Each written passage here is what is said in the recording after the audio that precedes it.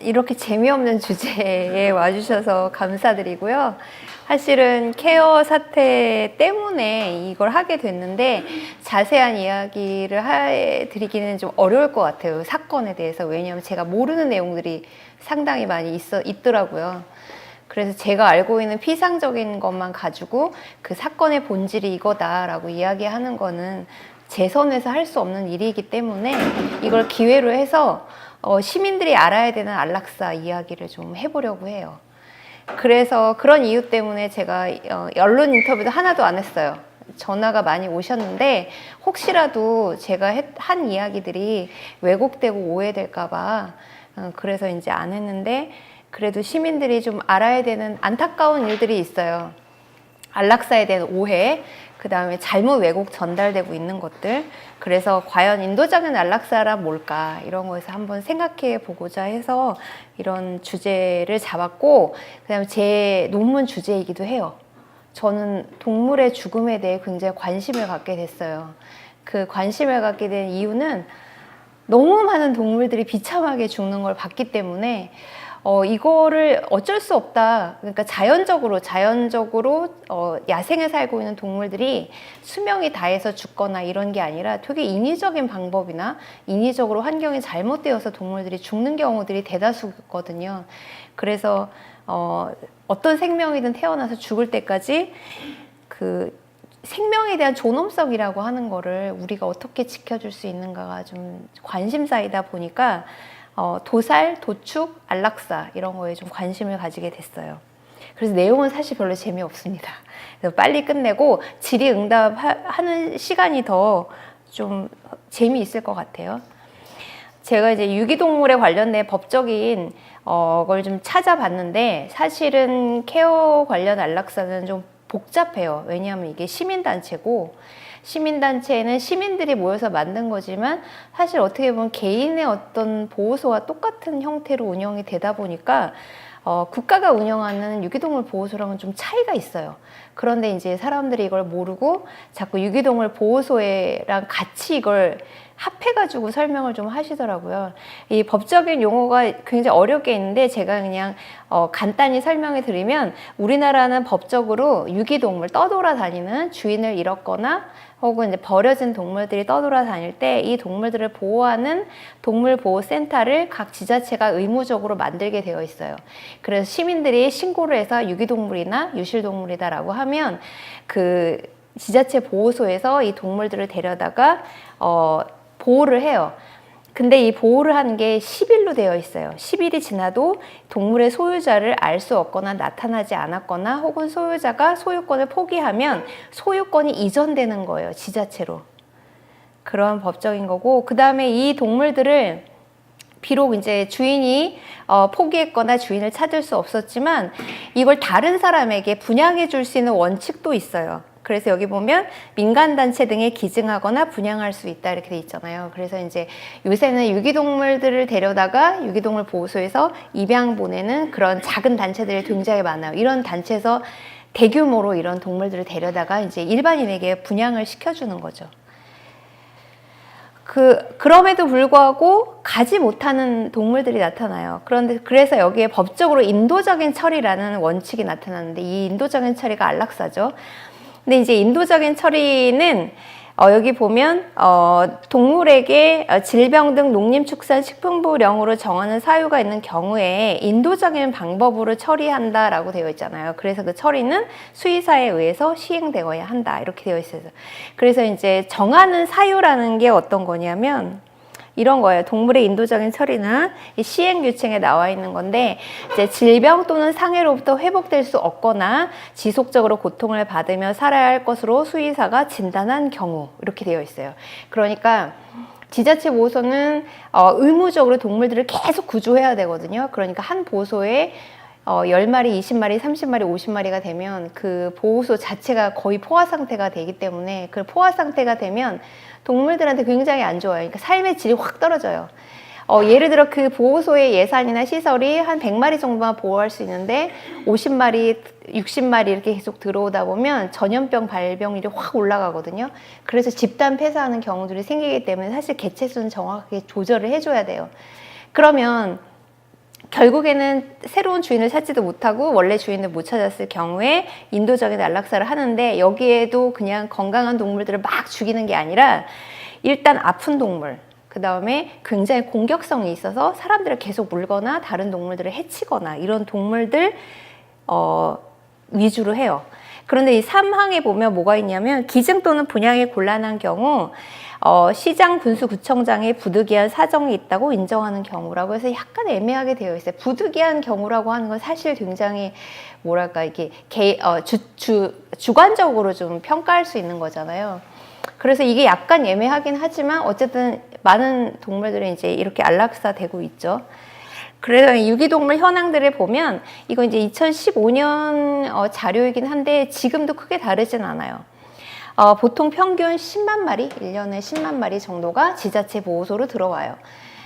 근데 2018년 같은 경우에는 아직 그 자료가 정확하게 나오진 않았는데 벌써 10월 달 정도 됐을 때 10만 마리가 넘어갔어요. 그러니까 12월 되면 거의 12만 마리 넘었을 거라고 예상이 되는데, 왜 그런가 생각을 해보면, 사실 유기동물이 늘어나는 건 원인이 여러 가지가 있는데, 사람들은 그렇게 생각해요. 사람들이 동물을 너무 많이 버리는 거 아니야? 이렇게 생각할 수도 있지만 신고율이 높은 것도 있어요. 그러니까 사람들이 예전에는 길거리에 동물들이 왔다 갔다 하면 그냥 동물들이 왔다 갔다 하는구나 이렇게 생각했는데, 지금은 그게 아니라 이 동물이 유기동물이야, 그러니까 신고해야 돼, 이런 생각들이 생기게 된 거죠. 그래서 신고율이 높기 때문에 유기동물 발생률이 높아진 경향도 있어요. 그런데 이제 처리 현황은 거의 비슷해요. 여기 보면 인도라고 되어 있는데 14.6%는 주인을 찾아간 거, 근데 분양은 새로운 주인을 찾은 거 32%, 기증은 뭐 동물원이나 이런 곳에 가는 경우들도 있어요. 예를 들어 굉장히 천연기념물이라던가 뭐 삽살개, 진돗개, 뭐 좀 희귀한 동물들 같은 경우에는 그런 경우 가는 경우도 있고, 자연사가 22.7%고 안락사가 20% 정도 되거든요. 그러니까 이거는 자연사가 비율이 높다는 거는 유기동물 보호소에 들어와서 죽는 거예요. 근데 동물들이 어떻게 이렇게 유기동물 보호소 금방 죽지? 이렇게 생각할 수 있는데, 저도 깜짝 놀랐어요. 이게 일단 유기가 되면 동물들이 굉장히 정신적 충격을 받기 때문에 면역력이 떨어져서 질병 감염률이 굉장히 높아요. 그리고 이제 집단 생활을 하다 보니까, 그래서 자연사율이 굉장히 높아요. 그래서 이 보호소의 동물복지 평가 지표는 이 두 가지를 다 봐야 돼요. 안락사가 많이 된다는 거, 그다음 자연사가 많다는 거. 자연사가 많다는 건 그 보호소의 환경이 굉장히 열악하다는 거고, 안락사 비율이 높은 거의 원인은 여러 가지가 있을 수 있는데, 이런 게 있어요. 사람들이 보호소가 굉장히 열악하고 좀 후질구레하게 돼 있으면 거기 가는 걸 좀 꺼려해요. 여기 있는 동물들이 별로 건강하지 않을 거라는 생각에 가서 입양해 오는 걸 굉장히 꺼려하는 경우들이 있어요. 그래서 입양이 잘 안 돼요. 그리고 대부분의 보호소가 시설도 별로 안 좋지만 인력에 대해 투자할 수 있는 여력이 없기 때문에, 이게 사람들한테 알려야 되잖아요. 이 동물을 입양해달라고. 근데 입양해달라고 홍보할 수 있는 인력 같은 건 없어요. 그냥 처박아 두는 거예요. 그러니까 당연히 이 동물들이 안락사율이 높을 수밖에 없는 거죠.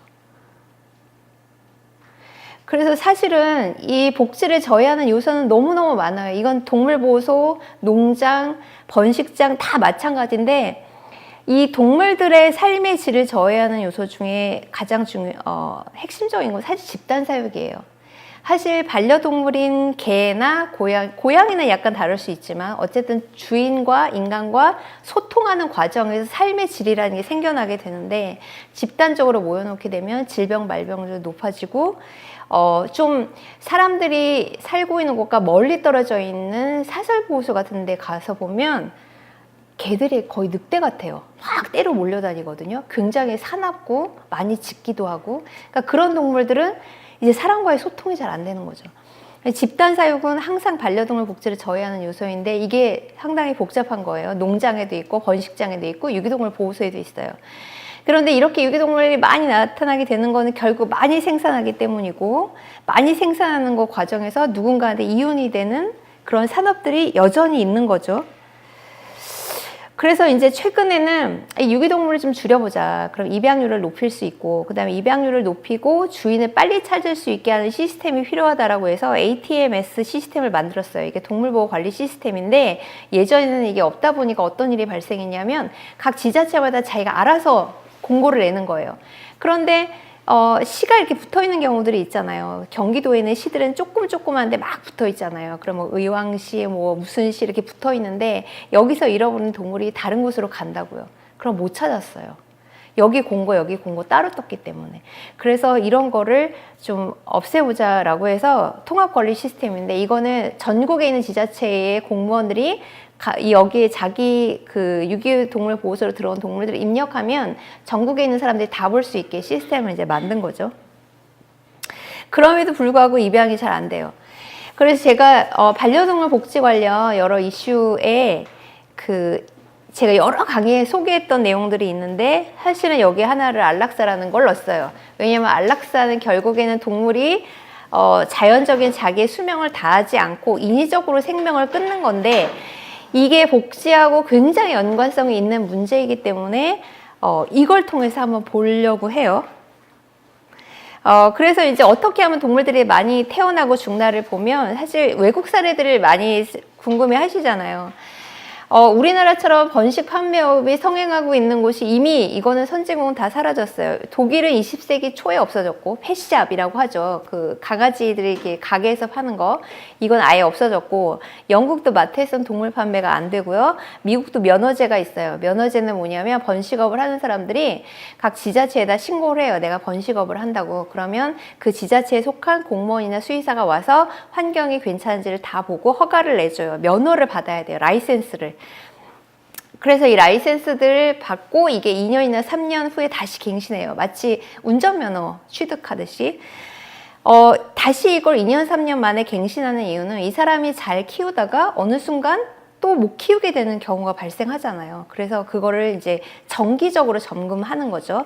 그래서 이런 번식업을 보통 퍼피밀이라고 하는데, 외국에 있는 그런 그 기사들을 가끔 보면 퍼피밀이 적발되었다는 기사들이 나와요. 이게 뭐냐면 사실 불법 농장이에요.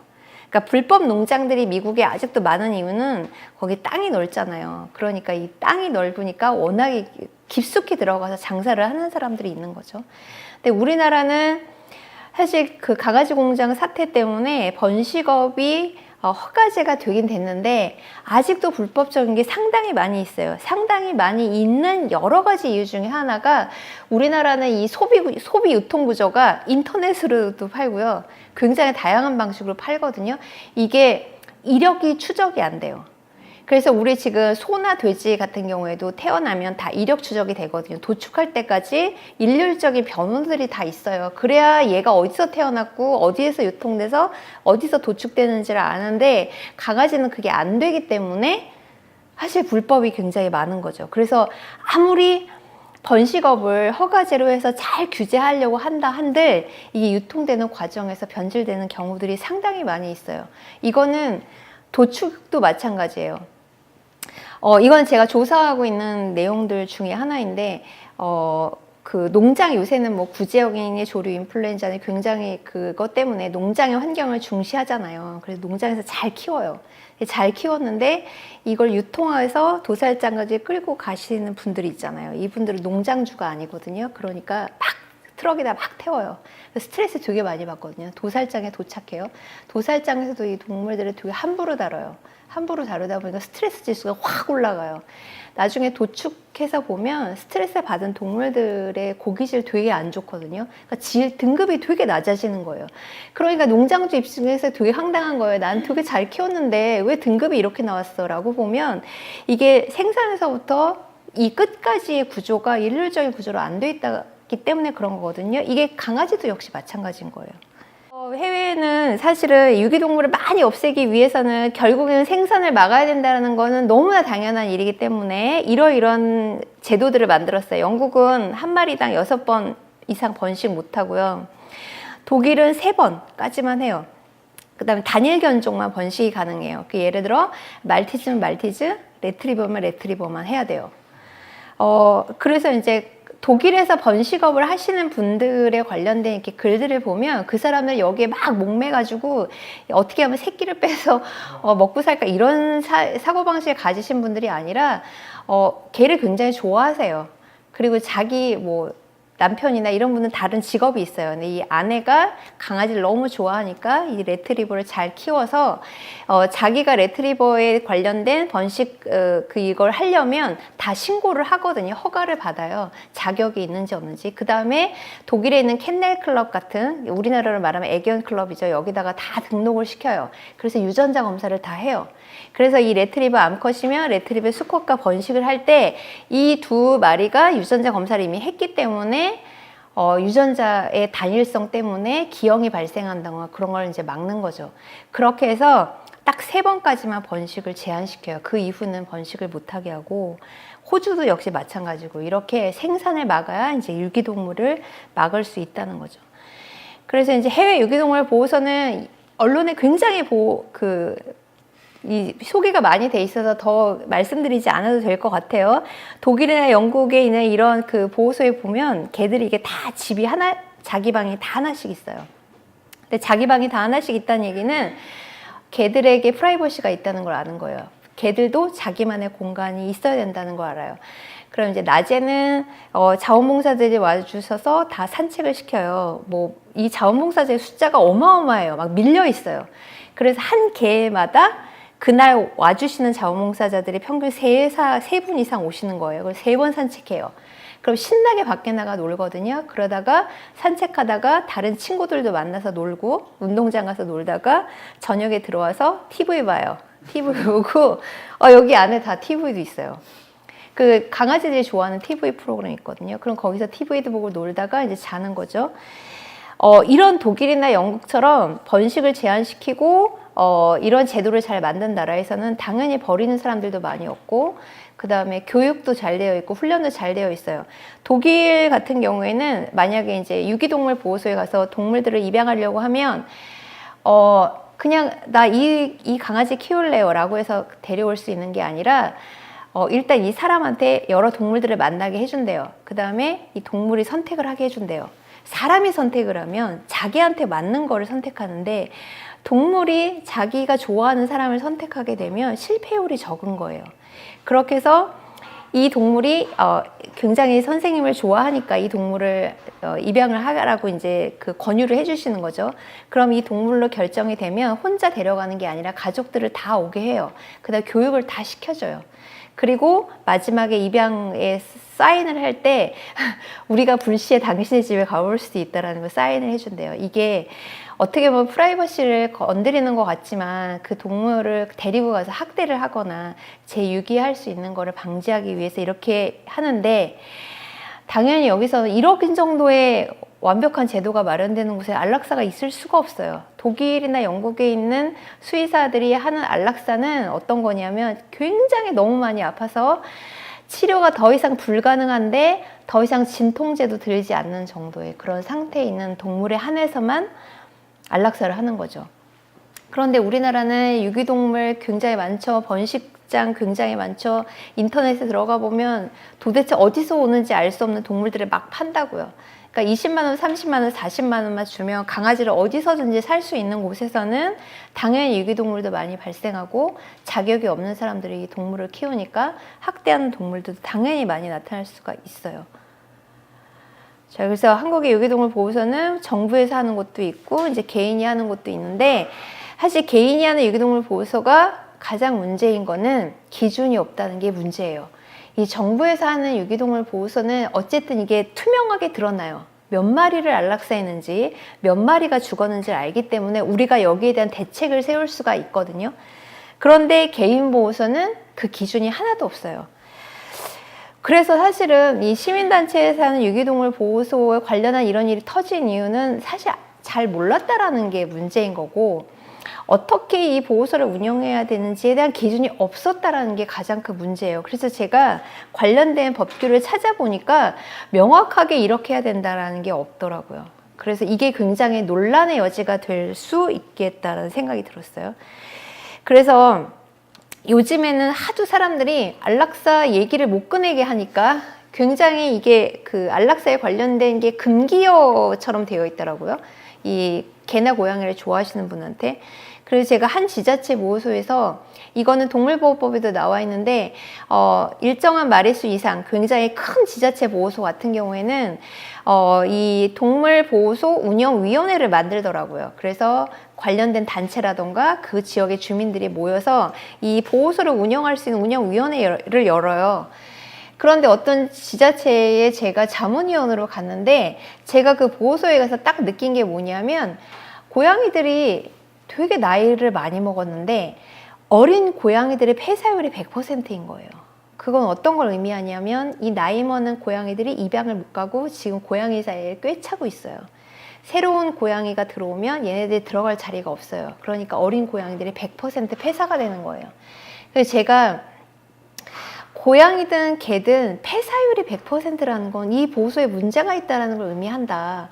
이 고양이들이 나이가 많이 먹어서 입양을 갈 수 없다라고 한다면 그 중에서 입양 갈 가능성이 전혀 없는 고양이라던가 굉장히 질병이 있는 고양이라던가 이런 거를 검진을 해서 안락사도 어느 정도 생각을 해야 된다라는 이야기를 했다가 완전히 제가 욕을 진짜 너무 많이 먹은 거예요. 이 이야기조차 꺼내기를 못하게 하는 거예요. 그래서 저한테 금기어를 꺼냈다라고 하시길래 과연 이걸 금기어라고 해서 말하지 않으면 문제가 발생하지 않는 걸까? 제가 이런 의문이 좀 들었어요.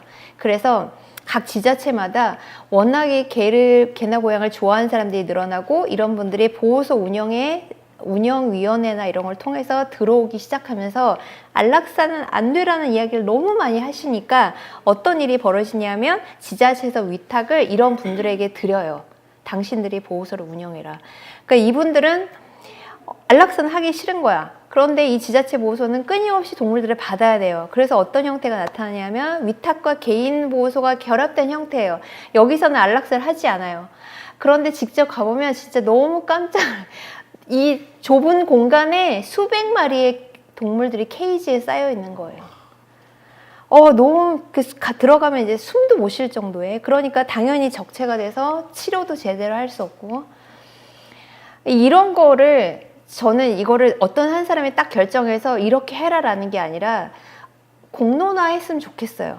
사람들이 과연 어떻게 할 것인가. 그리고 의견이 다를 수는 있잖아요. 의견이 다르더라도 서로의 의견을 좀 존중해주는 차원에서 결정하는 그런 시스템이 좀 필요하지 않을까.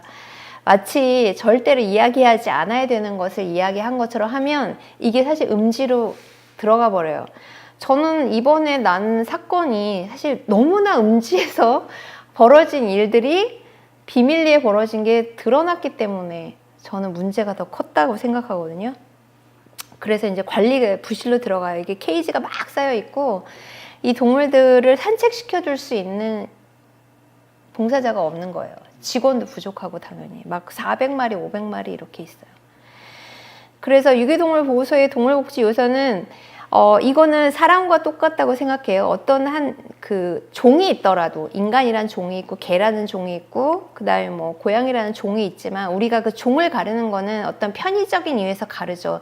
종이 가지고 있는 특징이 있기 때문에. 그런데 고통이나 불안이나 스트레스는 모두 다 개체의 몫이에요. 그렇잖아요. 나의 고통은 나의 고통인 거지. 나의 고통이 모든 인간의 고통으로 일반화될 수 없는 것과 마찬가지로 모든 동물들이 고통이나 불안 이런 것으로부터 자유로울 수 있는 최대한의 걸 찾아주되 이 최대한이라고 하는 것이 아주 이상적인 상황으로 가지 않는다라는 현실적 인식이 굉장히 필요하다는 생각이 들었어요. 그래서 이런 걸 바탕으로 해서 우리가 개인이 운영하는 유기동물 보호소가 어떤 문제가 있을까를 한번 되짚어 보면 이번에 난 사건은 사실 개인 유기동물 보호소의 사건과 거의 비슷해요. 기준이 없고요, 법이 없고요. 어떻게 해야 되는지를 사실 몰라요, 대부분. 그래서 몇 사람에 의해서 그런 원칙을 만들어서 이제 운영하는 거예요. 사실 운영의 기준이 없고 감시할 수 있는 방법도 없어요. 누가 와서 뭐 감사라도 하거나 뭘 이렇게 해야 볼 수 있는 건데 그렇게 할 수는 없거든요. 대부분 운영에 참여하는 사람들끼리 결정하는 문제이기 때문에.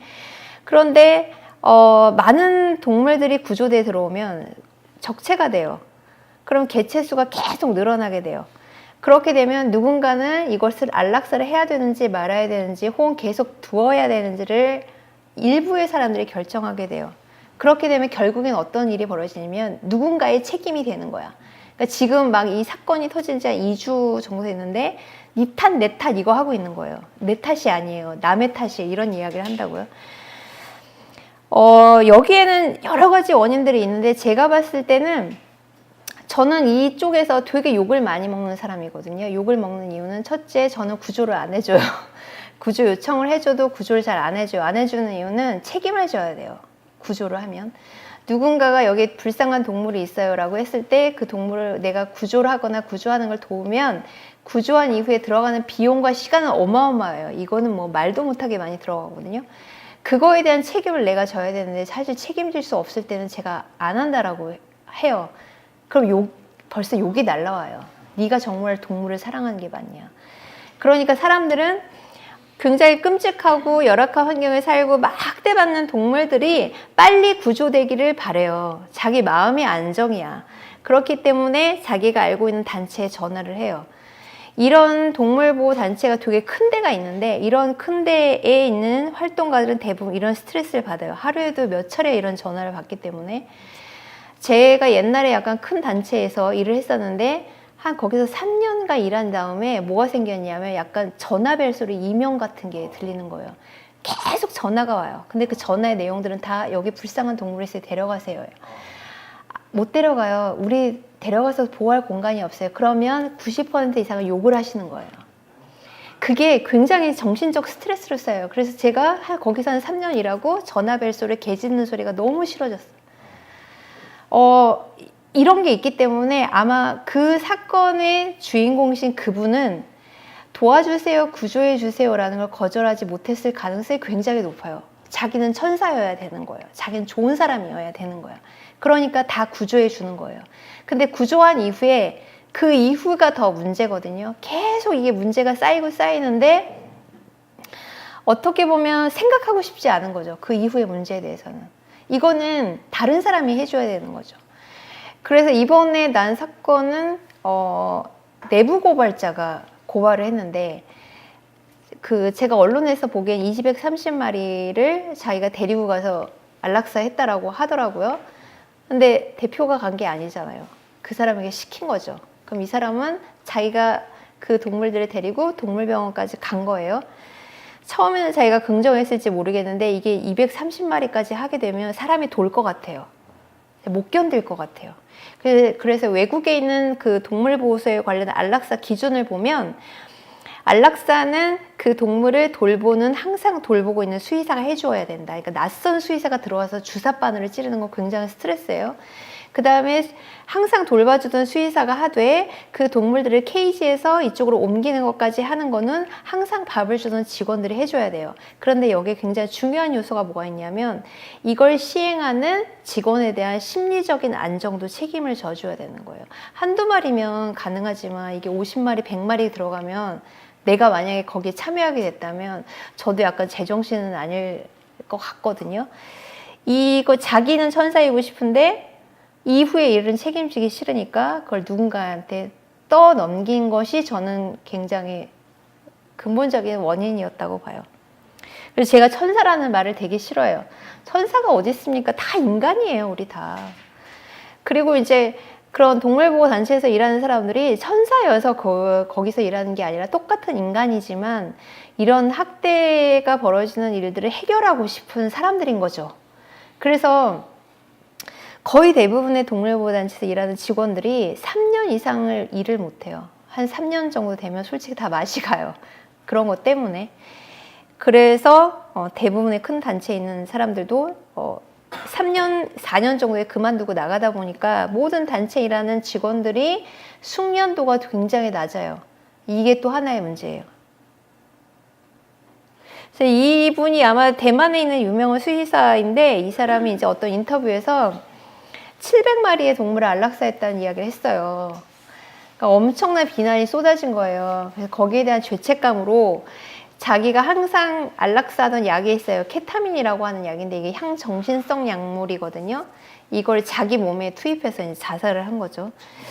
그래서 이 사건이 나고 나서 물어보고 싶었어요. 사람들은 되게 불쌍한 동물들이 있으면 이 동물은 나와는 상관이 없다라고 생각하고 누군가가 이걸 처리해 주기를 바라는데 결국엔 누가 처리를 하거든요. 그 사람을 욕할 수 있을까? 누구를 욕할 수 있을까? 저는 이런 걸 많이 생각해 봤어요. 자, 그래서 쟁점은 굉장히 많은 그 쟁점과 논의들이 나왔는데 안락사와 도살 얘기가 나와요. 심지어 230마리를 도살했다. 막 이런 기사들도 막 뜨거든요. 그런데 안락사와 도살은 명백히 다르고요. 동물보호단체의 안락사 기준은 사실 법적인 기준이 없어요. 현재까지. 근데 지금 만들어야 될 시기인 것 같아요. 동물보호단체는 시민들이 많이 만든 단체이고 시민들이 자기들이 후원하고 있는 단체에서 안락사를 했다는 것 때문에 굉장히 분노하게 되었는데 사실 안락사의 문제는 아니라고 생각해요. 사실 더 근본적으로 보면 그분이 자기 보호소에서 안락사를 안 한다고 이야기를 했어요. 거짓말인 거죠. 거짓말은 하면 안 돼요. 분명히 대중들이 안락사에 대해 부정적인 인식이 있어요. 이걸 드러내는 건 굉장히 용기가 필요한데 드러내는 방법에 대해서도 생각해야 되는 것이 리더가 가져야 되는 자질이라고 생각해요. 어떤 방식으로 드러내게 할 것인가. 굉장히 중요한 거거든요. 제가 그 사건 나고 나서 사실 그 사건이 터지고 나서 제 주변에 있는 사람들은 아무도 놀라지 않았어요. 뭐 이거 언젠가 터질 사건이었다. 그런데 제가 그 다음에 놀란 거는 그 다음날 직원들이 기자회견을 했는데 기자회견 내용이 저한테 사실 더 충격이었어요. 직원들이 막 울면서 그 보도자료를 읽는데 2011년부터 우리 단체가 노킬 보호소, 안락사가 없는 보호소라고 우리는 알고 있었다. 근데 우리도 몰랐다 이런 이야기를 듣고 제가 너무 깜짝 놀랐어요. 노킬 보호소인 적이 없어요. 그런 적이 없어요. 어느 날 그냥 그 대표님의 입에서 나온 거예요. 그러니까 자기 혼자 생각으로 자기가 한 거지 단체에서 운영하고 있는 사람들과 직원들이 모여서 우리 앞으로 노킬합시다라고 합의한 적이 한 번도 없어요. 그러니까 자기 혼자 생각으로 그냥 거짓말을 한 거죠. 그리고 거짓말을 하더라도 직원들이 모를 수가 없는 게 몰랐다고 하는 게 나는 약간 충격이었는데 자기가 이제 구조를 하잖아요. 이 단체에서 엄청 구조를 많이 해요. 그런데 자기네 보호소에 규모가 있잖아요. 그럼 이게 계산이 안 되나? 들어오고 아니 아무리 병사를 했다라고 하지 그렇게 많이 병사할 수는 없어요. 그런데 그렇게 구조를 많이 했는데 그 정도밖에 개찰 수가 없다라고 하는 것을 보면 사람들이 의심을 할 수밖에 없잖아요. 그러니까 합리적인 의심이죠. 이거는 혹시 대표님이 나 몰래 안락사 한 거냐 이런 거에 대해 나쁜 의심이라는 게 아니라 우리는 합리적인 의심이라는 걸 가질 수 있잖아요. 혹시 이 단체에서 사람들에게 알리지 않고 안락사 하는 게 아닐까 이런 생각을 할 수도 있다고 생각해요. 제가 알고 있는 제 주변의 사람들은 다 알고 있었는데 왜 직원들만 모를까? 그거는 직원들이 대표를 거의 신격화 본 거죠. 거의 종교 집단인 거지. 대표가 신인 거예요. 대표가 하는 말은 완벽한 진리인 거예요. 우리는 안락사 없어라고 이야기하는 안락사 없어라고 다 알고 있어야 되는 거예요. 거기 그 완벽한 어떤 믿음이 완전히 균열된 것이 아닐까라는 생각이 들어요. 그리고 제가 이제 기사에서 이렇게 보니까 직원들이 보호소 가는 걸 굉장히 싫어했다라고 하더라고요. 근데 보호소를 보내야 돼요. 직원들한테. 왜냐하면 보호소에 가서 대부분 다 외진 곳에 있기 때문에 개들이 하루 종일 잘 못 놀아요. 사람의 손이 그립다고요.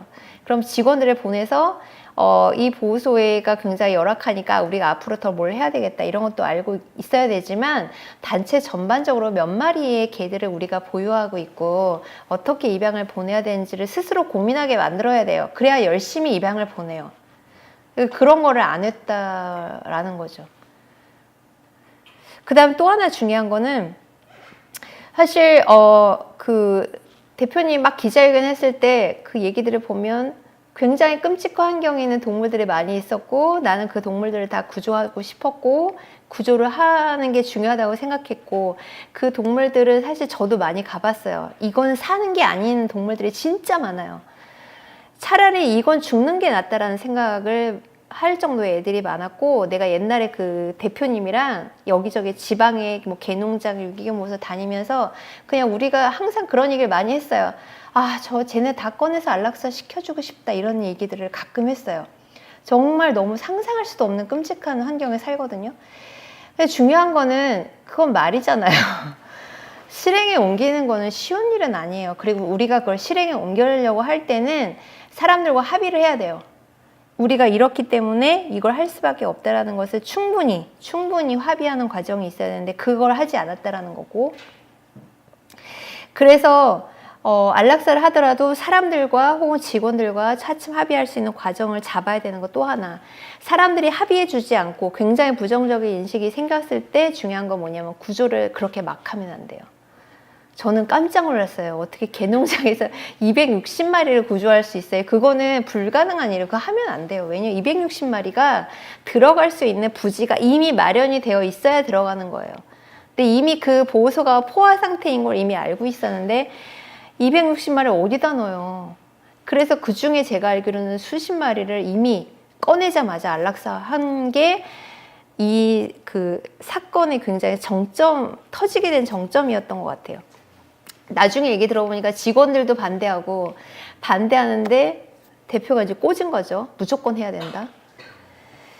그래서 이 안락사가 복지에서 굉장히 중요한 쟁점임에도 불구하고 더 나쁜, 뒤로 돌리는 그런 결과를 초래한 것 같다고 생각이 들고, 안락사가 굉장히 악이라기보다 오히려 긍정적으로 이야기해야 되는 부분들이 있어요. 제가 또 설명을 드리겠지만. 그 다음에 또 하나, 동물의 죽음의 문제에서 중요한 쟁점 중에 하나는, 먹는 동물은 막 죽여도 되나요? 이런 거 생각해 볼 필요가 있어요. 어차피 먹는 동물이잖아. 이러면 막 죽여도 되냐라는 생각을 가질 수 있어요. 근데 복지 측면에서 그렇지 않죠. 예를 들어 우리가 어디까지 먹어야 되는지를 결정하려고 했을 때 포유동물, 조류, 그 다음에 뭐 어류까지 먹어야 되나? 어떤 사람은 그거까지 안 먹어요. 그런데 이것을 우리가 먹어야 된다고 결정을 했을 때 이 동물을 먹기 위해서는 약물을 투여해서 안락사하는 건 못 하거든요. 약물이 그 안에 들어가니까. 그러면 다른 방식으로 죽여야 돼요. 다른 방식으로 죽여야 되는데, 이것을 인도적인 도살 방식이라고 하는데, 인도적 도살 방식도 그냥 내가 생각하는 방식으로 하는 게 아니라 국제적인 기준이 있어요. 그 기준은 죽음에 이르기까지 의식을 빨리 소실시켜서 통증을 최소화하는 방법들이에요. 그래서 저는 이것도 중요하다고 생각해요. 그 다음에 또 하나는 사람들이, 제가 계산해 보니까 하루에 600마리 정도의 마우스가 매일매일 실험실에서 죽어요. 그 동물들 거의 다 안락사 되거든요. 이 동물들은 입양도 갈 수 없어요. 왜냐하면 실험실에서 무슨 실험을 했는지도 모르는 동물들을 밖에다 돌리면 어떤 질병이 전파될지 알 수 없기 때문에 실험용 동물들은 거의 대부분이 안락사가 돼요. 근데 그건 괜찮은데 개는 안락사하면 안 된다라는 거는, 저는 제 생각으로는 이건 종차별이에요. 모든 동물 종은 어떤 필요에 의해서 우리가 그 동물들을 먹거나 이용하거나 어떤 이유에서 하게 됐을 때 그 동물의 고통은 각 개체별로 담당할 수밖에 없는 거기 때문에 개체별로 그 고통을 굉장히 적은 방식으로 해 주어야 된다는 것이 인도적인 도축과 도살과 인도적인 안락사의 기준이에요. 저는 이게 공평하다고 생각해요. 왜냐하면 행복이든 스트레스든 고통이든 이런 부정적인 것이든 긍정적인 것이든 그런 감정이나 느낌이라고 하는 거는 개체별로 다 감당해야 되는 몫이기 때문에. 자, 그래서 선진국일수록 사실은 안락사 문제에 굉장히 관대해요. 제가 나중에 또 사진을 보여드리겠지만, 관대하다는 게 선진국 사람들이 잔인하다는 게 아니에요. 그 사람들은 이미 다 경험해봤어요. 이 많은 것들을 경험해보고 나서 우리가 이것을 동물의 죽음이나 고통이라고 하는 것을 숨긴다고 해서 이게 해결되지 않는다는 걸 알아요. 그래서 끄집어내서 기준을 만들어요. 그래서 우리 이런 사건들이 났을 때 막 이렇게 사람들이 막 광분을 해가지고 너무나 감성적인 측면으로 나가는 건 아직 우리나라가 동물복지 선진국이 아니라는 거죠. 너무 감성적으로만 나가거든요. 그래서 안락사는 복지와 반대쪽에 있는 것이 아니라, 우리가 복지를 생각했을 때 생과 사가 있잖아요. 그 마지막에 있어요. 하나의 중요한 파트예요. 그래서 동물의 고통은 개별적인 수준으로 고려되어야 한다. 그래서 우리가 물고기가 100마리 있어. 그러면 물고기 100마리의 고통이 100마리의 고통으로 n분의 1로 나눠지지 않아요. 이 100마리마다 다 고통스러운 거거든요. 그러나 이것은 인위적인 죽음이기 때문에 사회적 합의 과정이 반드시 필요하다라는 거. 그 다음에 안락사든 도살은 모든 과학적 성과를 기반으로 만들어져야 되고 인도적인 방식이어야 한다 라고 하는 거고요. 이거는 세계적인 기준이 있어요. 우리는 있는데 지키는 거, 반만 지키는 거, 안 지키는 것들이 있어요.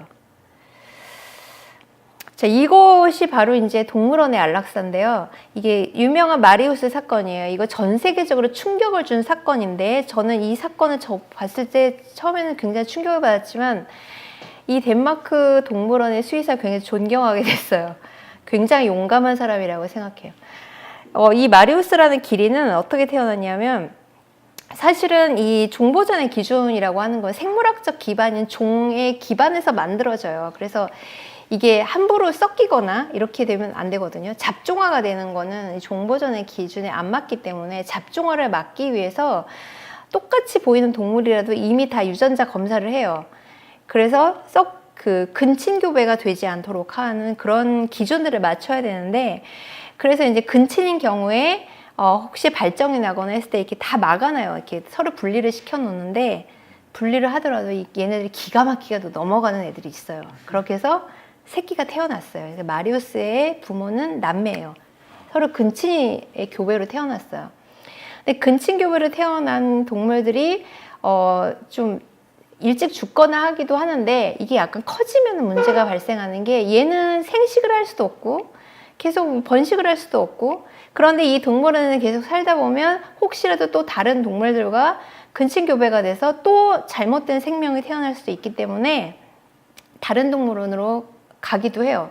그런데 좋은 동물원에서 이런 문제가 발생한 동물원이 더 좋은 동물원으로 가진 않아요. 되게 나쁜 동물원으로 팔려고 할 가능성이 높기 때문에 이 수의사는 어떤 생각을 했냐면, 이런 동물들은 우리의 책임이다. 내가 이 피를 뒤집어 써야 된다. 그래서 내 책임에 있는 동물은 내가 안락사한다라는 거예요. 그래서 여기 보면 기린은 굉장히 몸집이 크잖아요. 이런 동물들은 약물로 죽일 수가 없어요. 만약에 기린을 약물로 죽이려고 하면 약물 값만 몇 천만 원이 들 거예요. 그래서 이런 동물들은 어떻게 죽이냐면 캡티브 볼트라고 해서 총으로 되어 있는데, 이 두개골 부분에 급소를 쳐요. 그러면 쓰러지잖아요. 쓰러지면 경동맥을 자르면 방열이 돼요. 그렇게 해서 이제 심장박동이 멈추면 이게 사망하는 거거든요. 소도 이렇게 죽여요. 이거를 이렇게 해서 죽인 다음에 사체를 잘랐어요. 잘라서 사자한테 준 거예요. 근데 이거를 생중계를 했어요. 그리고 여기 보면 아이들도 와서 보잖아요. 근데 아이들한테 뭐라고 설명해 줬냐면, 왜 이 동물이 이렇게 안락사를 될 수밖에 없고, 그 다음에 초식동물들은, 육식동물은 초식동물을 먹는다. 그런데 이 기린을 사실 넣을 수 있는 소각로가 없어요. 소각로 구멍이 요만하거든요. 그럼 사실 동물원에는 큰 동물들은 어떻게 태우냐면 다 잘라요. 어차피 다 자르는 거거든요. 잘라서 소각하게 되면 환경 오염이 되고, 그 다음에 비용도 많이 들어가기 때문에 사실은 다 육식동물들한테 줘요. 비밀리에 다 해요. 비밀리에. 그리고 막 이게 누가 혹시 기자가 이걸 찍지 않을까 굉장히 몰래 한다고요. 근데 이 사람의 철학은 이런 거예요. 동물원은 환상이 아니다 이거죠. 자연 상태에서 동물들은 굉장히 투쟁을 통해, 육식동물들은 잔인하게 초식동물을 잡아먹고, 이게 자연이고, 우리 아이들에게 자연이 얼마나 무서운 곳이고 또 이런 무서운 곳이고 이런 것을 가르쳐 줘야 된다는 게 이 사람의 철학인 거예요. 그래서 이 사람은 이 사건이 나고 나서 이 유럽에서 막 난리가 난 거죠. 미친 동물원이다. 이게 제정신이 아니다. 어떻게 아이들에게 이런 충격적인 걸 보여줄 수 있느냐. 이래가지고 그 세계 동물원 수족관협회에 막 항의 편지를 보내고 그래서 그 답변에 또 사람들은 충격을 받았죠. 그러면서 과연 동물복지와 안락사가 어떤 관계가 있는가, 숨기는 것이 과연 맞는 것인가, 이런 거에 대해서 생각을 하게 됐죠. 이 수의사는 그런 걸로 유명해요. 사자들한테 사자나 호랑이 같은 동물들은 사실 뼈째 먹어야 되거든요. 그래서 이제 동물을 죽여가지고, 소를 죽여서 막 도축해서 막 살코기만 주는 게 아니라, 예를 들어 염소 이런 거 막 통째로 물론 사체이긴 하죠. 통째로 줘요. 그리고 그걸 다 아작아작 먹거든요. 뼈까지 씹어 먹어야 되니까. 그런 것을 사람들이 있는 데서 막 보여주는 거예요. 그럼 사람들 너무 잔인해 막 이러는데 그 이 수의사가 인터뷰한 걸 보니까 이게 자연이다 이거죠. 아이들에게 보여줘야 된다. 그래서 제가 처음엔 충격이었는데 약간 존경하게 됐어요. 아, 굉장히 용감한 사람이구나. 물론 우리는 이 수준까지 가기는 힘들어요. 그렇지만 적어도 어떤 방식으로든지 굉장히 투명하게 보여줄 필요는 있다고 생각해요. 그리고 사람들이 안락사를 싫어하면 설명해도 잘 안 듣는다고 하면 안락사하지 않도록 구조를 덜해야죠. 구조에서 천사가 되고 싶은데 그렇다고 해서 뒤에 이런 안락사는 또 욕먹기 싫단 말이죠. 이거를 저는 해결하지 못했기 때문에 이런 사건이 났다고 생각하고, 그래서 도살이라는 걸 한번 들어가 볼게요. 개와 고양이는 애완동물이니까 막 안락사하면 슬퍼하지만 우리가 먹는 고기도 고기를 먹기 때문에 막 죽여야 되나? 저는 그건 아니라고 생각하는데, 일단 용어가 달라요. 법적으로 도살이라는 용어를 써요. 이거 영어는 슬로터라고 이렇게 쓰거든요. 근데 이것도 그냥 막 죽이는 게 아니라 혐오감을 주거나 잔인한 방법으로 줘서는 안 되고 그 과정에서 고통이나 공포, 스트레스를 주어서는 아니 된다. 그래서 축산물위생관리법은 우리가 먹는 고기를 만드는 과정을 법으로 정해놓은 거고, 가축전염병 예방법은 AI나 구제역이 발생했을 때 가축들 살처분하는 기준이에요. 그래서 어쨌든 여기 보면 가스법이라고 되어 있는데 CO2 가스를 많이 쓰고요. 전살법은 전기를 써요. 이런 등 농림축산식품부령으로 정하는 방법이 있는데, 여기 이제 그 농식품부령에 나와 있는 거예요. 다음 각호의 어느 하나의 방법을 말한다. 가스법은 CO2, 약물은 제가 실험동물 할 때 보여드리겠지만 거의 향정신성을 쓰는 약물들이 있어요. 큰 동물한테는 못 쓰지만 작은 동물들한테 쓰고, 개는 거의 다 약물을 많이 투여해요. 개를 약물을 투여하는 이유는 사실 몸집이 크지 않아서 그렇게 많은 비용이 들어가지 않는 것도 있는데 보정이 되게 힘들어요. 개는 이게 운동량이 굉장히 크잖아요. 근데 소는 이렇게 몰아서 보정을 해서 급소를 치기가 편하기 때문에 소 같은 경우에는 타격법이라고 되어 있는 게 그거예요. 타격법, 총격법. 타격법은 사실은 그런 거 옛날에 왜 망치 같은 걸로 소 쳤잖아요. 옛날 노축장은 그렇게 했거든요. 총격법은 이 타격법을 총으로 만드는 거죠. 그래서 이게 캡티브 볼트라고 해요. 이렇게 탁 쏘면 여기 탁 맞추는 거예요. 혹시 옥자 보셨어요? 옥자라는 영화에 보면 그 옥자가 마지막에 도축장에 가면 그분이 이렇게 총 같은 거 들고 있잖아요. 그게 캡티브 볼트예요.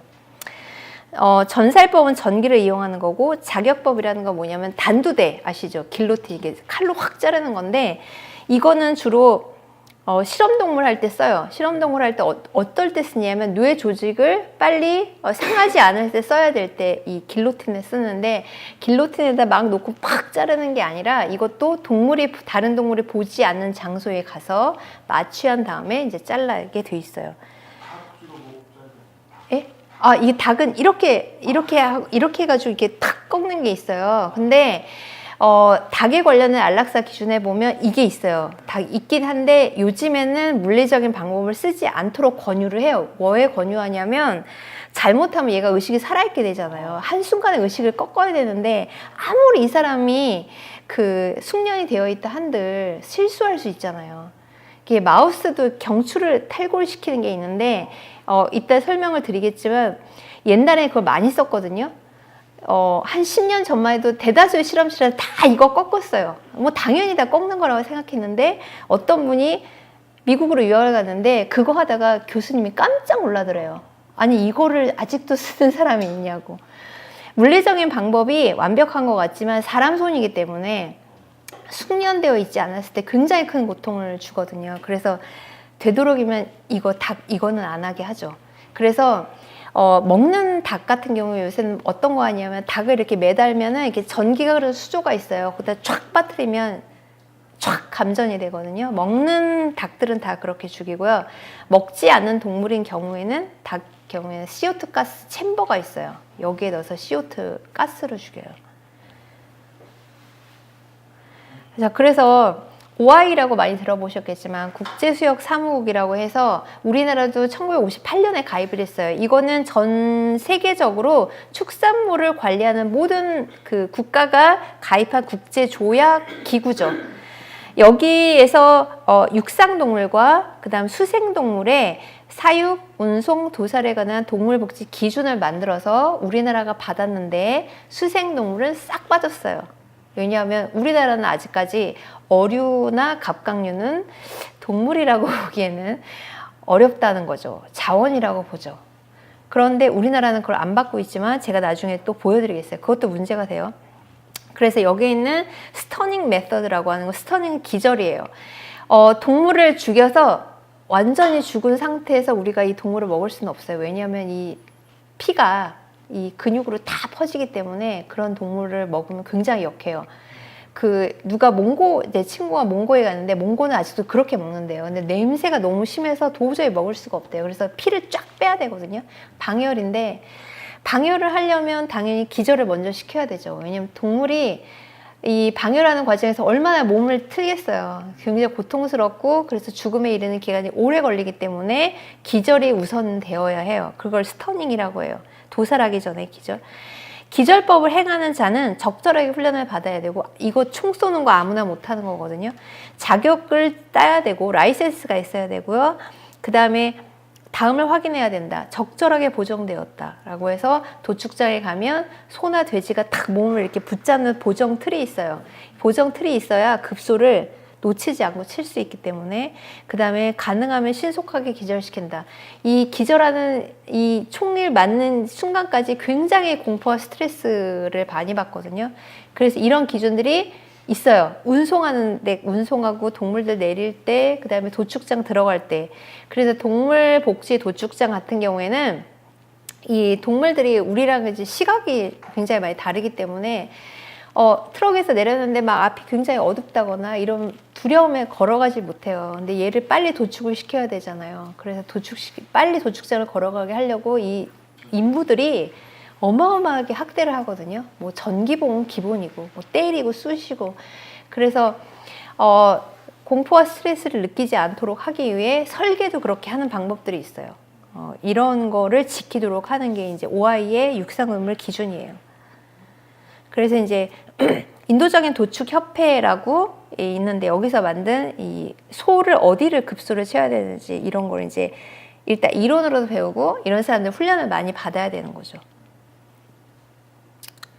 자, 여기서 이 OI 이동의 원칙에 이런 게 있어요. 동물은 위해, 고통, 상해를 받지 않은 방법으로 취급받아야 되고 동물 취급자들은 동물의 꼬리를 짓누르거나 부러뜨리거나 눈을 움켜쥐거나 귀를 잡아당기는 난폭한 행위로 하면 안 된다라고 되어 있는데 왜 이런 문구가 들어갔냐면 사람들이 이 취급자들이 동물들을 빨리 이동시키게 하려고 겁을 주는 거예요. 겁을 주려고 하면 급소를 굉장히 아프게 하거든요. 그게 뭐냐면 눈이라든가 귀라든가 항문이라든가 이런 곳이에요. 이런 곳에 굉장히 괴롭혀요. 자극성 있는 물질을 사용해서 안 되고 던져도 안 되고 뭐 이런 내용들이 있어요. 물론 이 원칙을 잘 지켜지진 않지만 어쨌든 전 세계적인 기준을 만든 이유는 동물들을 우리가 동물성 단백질을 먹기 위해서 이 동물들을 사육해서 죽이는데 이 죽이는 과정에서 적어도 학대는 하지 말자는 거죠. 그리고 학대당한 동물들이 너무 스트레스를 받으면 고기의 질도 확 떨어져요. 자, 그럼 이제 어류는 괜찮은가를 한번 물어보겠습니다. 제가 산천어 축제에 갔는데 진짜 어이가 없는 게 이게 뭐냐면 맨손잡기예요. 들어가면 이제 3마리까지 잡을 수 있는데 이거 입에다 물면 한 마리를 더 줘요. 근데 이게 잘 안 잡히잖아요. 잘 안 잡히니까 얘가 얘를 딱 잡으려고 아가미에다 막 쑤시니까 피가 지금 사방으로 막 튀는 거예요. 그래서 이제 이걸 제가 어류 관련된 외국에 이미 유럽은 어류도 고통을 느낀다 관련된 논문들이 막 쏟아지고 있는 와중이기 때문에 유럽연합의 기준들을 찾아봤더니 어류는 물속에 살잖아요. 아가미로 호흡하잖아요. 물 밖으로 나오는 것 자체가 스트레스예요. 그래서 물고기를 운송하거나 도살하거나 뭘 하거나 실험용으로 이용할 때 물 밖으로 나왔을 때 시간을 제한을 해요. 딱 15초예요. 15초 이상 나오면 이게 스트레스를 받는다는 거죠. 그런데 물고기 잡기 체험에 들어가 보면 200마리 한꺼번에 넣어요. 사람들이 처음에 들어가서 막 잡아요. 잡아 놀다가 몇 마리 가지고 나오는데 아직 살아있는 물고기 안에 있잖아요. 다음 타자가 또 와요. 그러니까 이 중에 살아남은 물고기들은 하루 왼종일 스트레스를 받는 거야. 여기 쫓기고. 아니 나는 이거 여기 갔는데 어떤 분들이 막 저한테 항의하면서 당신은 뭐 고기 안 먹어요? 막 이러는 거예요. 그래서 이거는 먹는 문제가 아니다. 먹기 전까지는 적어도 스트레스는 주지 않아야 되는 게 맞지 않느냐. 아니 이렇게 막 학대해가지고 먹으면 맛있어요? 저는 이거는 좀 아니라는 거죠. 제가 그래서 이걸 반대하러 오셨던 거군요? 예, 시위하러 왔어요. 시위하러 갔는데 이제 또라이 취급 다 받고 미친 거 아니야? 근데 일단 항의도 항의인데 도대체 어떻게 하는지를 좀 보려고 이제 갔어요. 그래서 맨손잡이가 있고 그다음 얼음 낚시가 있는데 얼음 낚시는 뭐냐면 얼음에다가 들어가서 그 미끼를 거는 게 아니라 찌를 막 움직이면 그 안에 있는 그 산초가 탁 걸리는 거죠. 그럼 이게 움직임이 나면 이게 탁 이렇게 물고기를 이제 꺼내는 방식인데 이게 사실은 이게 찌가 어디 걸리는지 알 수 없잖아요. 그러니까 어떤 애는 여기 걸리고 어떤 애는 여기 걸리고 막 엄청나게 막 여기저기 다 걸려요. 그럼 이게 굉장히 고통스럽잖아요. 바늘이 걸리는 거니까. 근데 애들이 막 한다고요. 이 능숙한 사람도 아니고. 근데 애들이 이걸 하다가 잘 안 뽑히니까 막 뜯는 거예요. 그거 얼마나 아프겠어요. 근데 이걸 마리수를 딱 정해서 3마리로. 그러면 이제 한 마리 잡으면 그걸 바로 거기서 그냥 먹으면 될 것 같아요. 빨리 도축해서 얘를 먹으면 될 것 같은데 얘를 탁 놔, 얼음 위에. 다음 거 낚아. 그래서 얘가 여기서 아가미를 탁 이렇게 움직이더라고요. 얘 살아있어요. 근데 이게 얼마나 고통스럽겠어요? 제가 어느 정도까지 이거 아가미를 이렇게 하고 살아있는지 봐도 20분 동안. 근데 얘는 결국에는 제가 부검은 못 해봤지만 얘는 분명히 질식사했을 거예요. 그래서 유럽이나 미국에는 낚시 면허제가 있어요. 그래서 낚시를 아무나 하는 게 아니라 종도 정해져 있고 그 다음에 라이센스를 받아서 이 사람이 낚시를 하러 갈 때 망치를 들고 가게 해요. 망치가 있어요. 어류를 이렇게 때리는. 그래서 자기가 막 낚시를 해서 건지잖아요. 그럼 그 자리에서 도살해야 돼요. 이 라이센스를 만든 이유는 꺼낸 이후에 얘를 계속 물 밖에서 방치하면 죽는 순간까지 장시간 스트레스와 고통을 받잖아요. 그래서 그 자리에서 도살을 하는 거예요. 저는 뭐 낚시하지 말란 이런 얘기 하고 싶지 않고요. 물고기도 생명이니 먹지 말란 얘기, 저는 완전히 그 욕심이 바닥으로 내려앉았기 때문에 이런 얘기도 저는 별로 의미 없다고 생각해요. 그런데 우리가 먹기 위해서는 적어도 그 전까지는 학대는 하지 말아야 되고 이렇게 방치하는 건 저는 옳지 않다고 생각해요. 그래서 제가 찾아봤습니다. 우리나라에서 받지 않은 OI의 수생동물의 기절 도살 방법. 여기도 보니까 똑같아요. 핸들링하는 거, 기절하는 거, 도살 기구가 종마다 다 달라야 되고 그 다음에 물리적인 방법이 있고 전기를 이용한 게 있어요. 근데 물리적인 방식은 소나 돼지하고는 다르잖아요. 그러니까 여기는 스파이킹이나 코어링이 뭐냐면 이 물고기의 뇌에다가 이렇게 뾰족한 걸 탁 쑤시는 거예요. 그 외국에 있는 생선 가게에서는 그 주인이 그런 걸 쓰더라고요. 그러니까 이거는 갑각류는 또 급소가 다르고 어리도 또 다른데 쑤셔서 뇌를 파괴시키는 거예요. 단기간 내에 하는 거고요. 그 다음에 이제 외국에 있는 보고서들을 보면 이 물고기를 잡은 다음에 이걸 꺼내잖아요. 도마 위에 꺼내잖아요. 이것도 그냥 단시간 내에 꺼내서 한참 두는 게 아니라 단시간 내에 이걸 쑤셔서 뇌를 파괴시킨 다음에 죽이도록 이렇게 되어 있고 참치 같은 어류는 워낙 크기 때문에 이게 프리블릿이 그거예요. 약간 총포같이 생긴 거예요. 그래서 급소를 치게끔 하는 거 이런 방식이 있고 그 다음에 전기를 이용하기도 하고 제가 이거는 보지 못했는데 어류를 전기로 죽이기 위한 기구 같은 것도 있나 봐요. 이런 거를 갖추도록 하는 거죠. 그러니까 우리나라는 사실 이걸 받지 않았기 때문에 이런 게 뭔지도 모르고 이걸 쓰시는 곳은 아무 제가 본 적은 없지만 예를 들어 이런 방식이면 좋을 것 같아요. 가끔 이런 생각을 해봤어요. 우리가 생선과학에서 사 먹는 생선들은 대부분 질식사하지 않았을까? 이런 생각이 들어요. 그럼 이제 잡아서 죽을 때까지 수송할 때까지는 적어도 좀 스트레스 안 받는 곳에서 수송을 해서 그 왜 수족관 같은 거 있잖아요. 횟집에 가면 거기서 꺼낼 때 단기간 내에 꺼내서 빨리 죽인 다음에 이렇게 요리를 하면 그나마 낫지 않을까 이렇게 생각하고 있어요. 이거는 좀 해결하고 가고 싶은 그런 마음이 있고요. 그다음에 실험동물의 안락사는 허용 가능, 조건부 허용, 허용 불가가 있어요. 이게 뭐냐면 결국에는 허용 가능한 거는 단기간 내 의식이 소실되어 고통을 최소화할 수 있는 방법. 예를 들어 이 약물들이 있는데 펜토바비탈 소디움이라는 게 있고요. 그 다음에 졸레틸과 케타민이 있어요. 이거는 지금 향정신성으로 분류되어 있기 때문에 아무나 살 수는 없는데 이렇게 된 이유가 사람들이 이걸로 자살을 많이 해가지고 너무나 오용이 많이 돼서 그 다음에 이산화탄소는 챔버라는 게 있고요. 그 다음에 흡입 마취제를 많이 쓰기도 해요. 뭐 필요에 따라서 이런 걸 많이 쓰는데 예를 들어 개를 실험용으로 쓰다가 이제 안락사하는 경우에 일단 대부분 수술한 다음에 거기서 바로 안락사를 시키거든요. 수술이 끝나고 나면. 그러면 이제 케타민 같은 거를 그러니까 마취제를 과량으로 투여하면 대부분 이제 사망에 이르거든요. 그런 방식으로 많이 써요. 조건부 허용이라는 건 경추탈골과 단두법이라는 게 있는데 경추탈골은 사진이 하나 있어요. 이렇게 하는 거거든요. 그러니까 작은 설치를 대상으로 하는데 똑같아요. 이 닭 모가지 비타는 것과 마찬가지로 물리적인 방법이기 때문에 실수할 수 있다라는 거고 제가 실험 계획서를 보면 경추탈골 100마리, 200마리, 300마리 이런 걸 볼 때가 있어요. 저 약간 끔찍해요. 300마리를 이거 하다가 보면 실수할 수 있잖아요.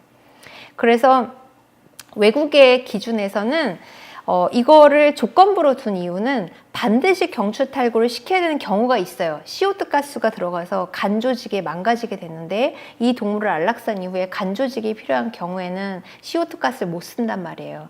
그래서 이런 경우에만 경추탈골을 하는데 문제는 숙련되어 있어야 되죠. 그래서 사체를 이용해서 연습을 하도록 이렇게 되어 있어요. 살아있는 동물을 연습하지 말고 사체를 이용해서. 그리고 이제 실험동물 중에서 안락사 방법 중에 CO2 가스라는 게 있어요. 저는 맨날 이 동물 죽는 얘기만 막 보고 있으니까 가끔은 좀 이상하다 싶을 때가 있는데 CO2 가스 챔버가 있는데 주로 소형 마우스들을 여러 마리를 넣어가지고 가스를 넣어요. 근데 이거 하시는 분들 중에 실수하는 경우가 뭐냐면 자기 동물 죽는 거 보는 게 싫은 거야. 그래가지고 이 CO2 가스를 넣었을 때 한꺼번에 쫙 올리면 마우스들이 이렇게 고통을 느끼고 표정이 확 변하거든요. 그래서 점진적으로 올려야 돼요. 의식이 소멸되게. 근데 의식이 소멸되게 하는 게 과학적으로 논문이 다 있어요. 1분당 20에서 25%예요. 분당 20에서 25%를 챔버를 올리고 그 다음에 40%가 그러니까 2분이면 이게 의식 소실이 탁 되거든요. 그래서 마지막에 의식이 소실돼서 죽었다는 걸 어떻게 확인하냐면 사실 사망은 심장박동이 멈췄다는 걸 다 확인하잖아요. 그 다음에 얘를 냉동고에 넣어야 되는데 사람들이 죽는 걸 보기 싫은 거야. 죽음을 회피하고 싶은 거죠. 그래서 이제 안 보고 쫙 올려요. 그 다음에 죽었으려니 생각하고 얘를 꺼내가지고 냉동고에 넣어. 근데 누가 열었는데 살아있어. 이런 경우들이 발생해요. 이게 안락사에서 굉장히 나쁜 거예요. 그래서 어저께도 어디 가가지고 강의를 했는데 제가 이런 얘기를 했어요. 자기가 사육하고 있는 동물을 안락사하는 건 굉장히 고통스러운 일이지만 여러분들이 거기서 눈을 돌리고 나는 보기 싫어 이렇게 하면 이 동물들이 죽을 때까지 굉장히 고통스럽다는 거죠. 자, 그래서 이거는 뭐 우리가 이제 개농장에서 구조했던 동물들이에요. 이거는 이제 해외 입양도 보내고 뭐 이런 사례들이 있는데 사실은 안락사 얘기를 굉장히 많이 했는데 이거를 하게 된 이유 중에 하나는 원인이 여러 가지가 있지만 우리가 그 동물의 죽음에 대해서 좀 투명하게 냉정하게 돌아보지 않았기 때문에 발생한 사건이 아닐까 이런 생각이 들어서 이런 내용들을 이제 정리하게 됐고 제가 사실은 이런 것 때문에 관심을 가지게 됐어요. 우리가 적어도 동물을 현재 수십 마리의 동물들이 현재 굉장히 비참하게 살고 있고 비참하게 죽어가고 있을 때 그 동물들을 살리는 것도 중요한데 그 동물들을 어떻게 고통 없이 죽을 수 있는 방법으로 인도하는가도 굉장히 중요한 것 같아요. 자, 그래서 안락사 이야기를 했지만, 자, 우리가 이제 단체 얘기를 안 할 수가 없어요. 이 사건이 터지고 어마어마한 사람들이 많은 단체를 후원을 끊고 있어요. 안타까워요. 정말 안타까운데 제가 그거를 해결할 수도 없고 답을 내릴 수는 없지만 많은 분들이 여쭤보시더라고요. 도대체 어떤 단체를 믿을 수 있는 거죠? 어떤 단체를 후원해야 됩니까? 이렇게 물어봐요. 저는 아까도 말씀드렸지만 이 세상에 천사는 없어요. 우리가 다 해줄게요 라는 걸 믿으시면 안 돼요. 그거 있을 수 없는 거거든요. 그 단체의 비전이 무엇인가를 물어보셔야 돼요. 못하는 건 못하는 거고요. 할 수 있는 건 할 수 있는 거예요. 그런데 그 단체가 우리가 이걸 하겠다라고 하는 것을 과연 어떤 성과를 내고 있는가에 대한 답을 명확하게 내리지 못하는 단체는 실력이 없어요. 뭔가 숨기는 게 많은 거거든요. 그리고 성과를 내는 과정에서 쓰여지는 비용이 어느 정도예요? 뭐에다 썼어요? 라고 하면 탁 나와야 돼요. 제가 이번에 그 케어에서 그 언론 보도가 나가고, 언론 보도가 나가기 전에 언론사에서 그 단체 몇 마리, 안락사 몇 마리 달라고 요청을 했는데, 아직까지도 안 준 걸로 알고 있거든요. 안 준 게 아니라 못 주는 거예요. 몰라요. 직원들이 몇 마리가 있고 몇 마리가 안락사 있는 걸 잘 모르는 거예요. 근데 사실 그거는 누군가가 그 단체 사무국에 딱 가서 물어보면 컴퓨터를 열고 나와야 돼요, 사실은. 왜냐하면 그걸 통해서 비용을 썼잖아요. 그리고 권한과 책임이 정확해야 돼요. 이 권한과 책임이 정확한다는 거는 대표가 책임져야 되는 부분, 그 다음에 다른 활동가가 책임져야 되는 부분들이 있어요. 근데 지금 이 사태에 사람들이 막 분노하는 이유는 분명히 본인의 책임임에도 불구하고 남의 탓을 하고 있기 때문에 사람들이 좀 화를 많이 내고 있는 것 같아요. 그 다음에 권력 집중을 막기 위한 제도 장치가 있는가. 이거는 한 사람에게 권력이 집중되는 그런 경향들인데, 이거는 뭐 남의 얘기는 아니에요. 전채연 씨가 하시는 단체는 어때요? 이렇게 물어보시는 분 있더라고요. 그래서 제가 이렇게 답했어요. 저희는 돈이 없기 때문에 권력 집중이 일어나지 않고 있어요. 돈과 권력은 불가분의 관계죠. 그래서 저는 제발 내 대표제를 가져가. 구걸하면서 가져가. 이래도 안 가져가요. 왜냐면 이게 돈과 권력이 안 되거든요. 그럼에도 불구하고 제가 다른 활동가들한테 하는 이야기가 뭐냐면, 왜 한 사람에게만 이게 권력이 집중이 되냐면 그 사람만 일을 해요. 사람들이 이게 내 거라는 생각을 잘 못해요. 예를 들어 지금 제가 케어의 회원이면 저 같으면 그 앞에서 시위할 것 같아요.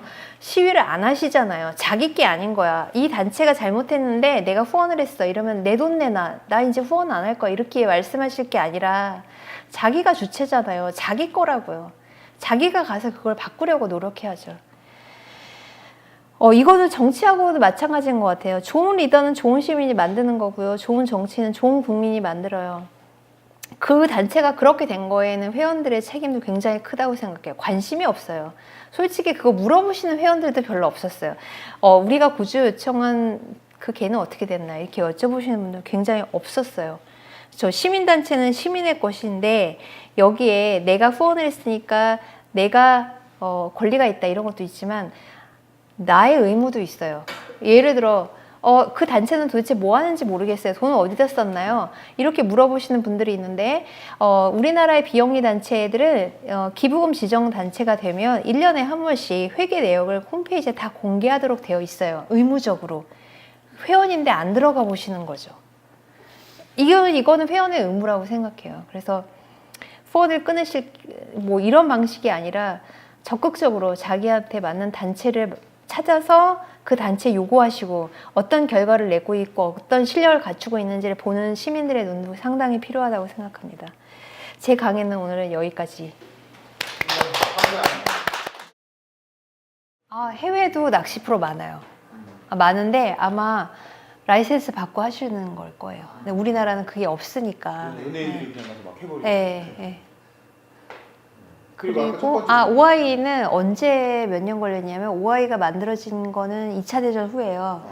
근데 이제 OI 도살 운송 사육 그 동물복지 기준이 만들어진 게 제가 알기로는 10년쯤 전인 것 같아요. 10년, 15년. 우리나라에 그게 번역돼서 들어온 게 10년 좀 안 됐거든요. 그러니까 그쯤이죠. 그러니까 3, 40년 걸린 거죠. 그 사이에 많은 논의가 있었던 거죠. 그러면서 만들어졌어요.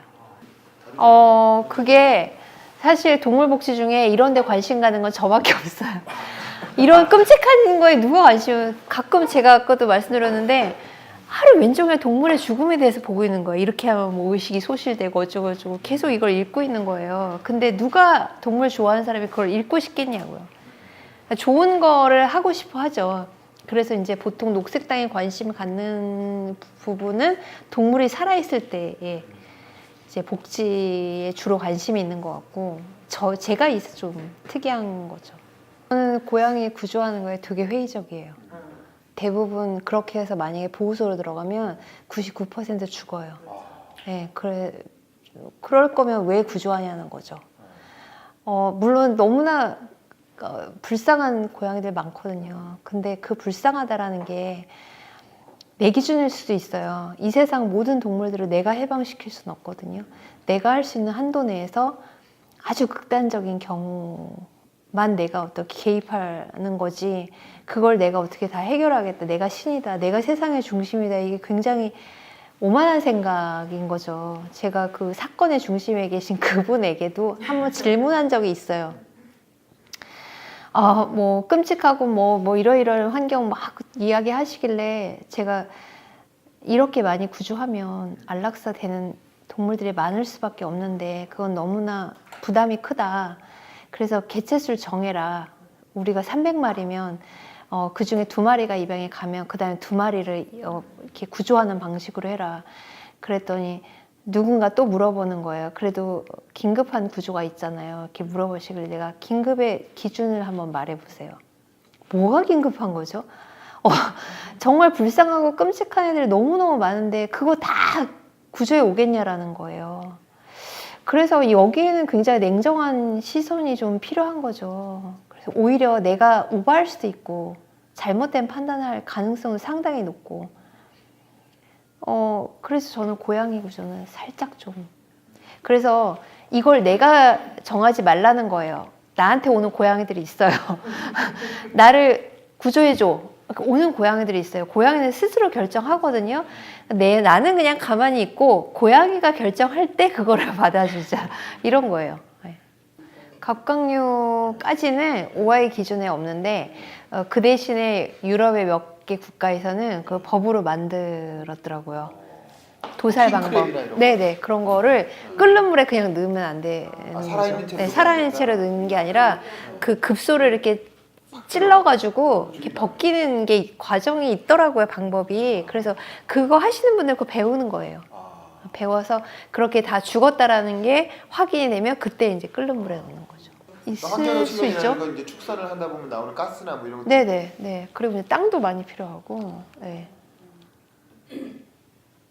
영화 보면 그런 거 많이 나오고. 네. 누에 같은 거. 실제로 그거 시도하는 사람들이 있어요. 제 통증에 굉장히 관심이 많은데 그 이유는 저는 아픈 게 이 세상에서 제일 싫어요. 아프면 너무 힘들어요. 근데 우리는 병원에 가잖아요. 누구한테 아프다고 말하는데 동물들은 아프다는 말을 못 하는 거예요. 거기다 숨겨요. 제가 이제 실험동물 기관에 가면 동물 마리수를 보거든요. 그 기관에 몇 마리가 들어왔는데 종료가 되면 안락사 몇 마리 숫자를 써요. 숫자가 안 맞아요. 제가 반드시 물어봐요. 왜 숫자가 안 맞냐. 그 실험 절차에서 안락사 되지 않은 동물들은 폐사한 거예요. 폐사를 했다는 거는 그 실험자들이 이 동물이 아팠을 때 아프다는 걸 몰랐다는 거야. 굉장히 큰 잘못인 거거든요. 제가 이런 거에 되게 신경을 많이 써요.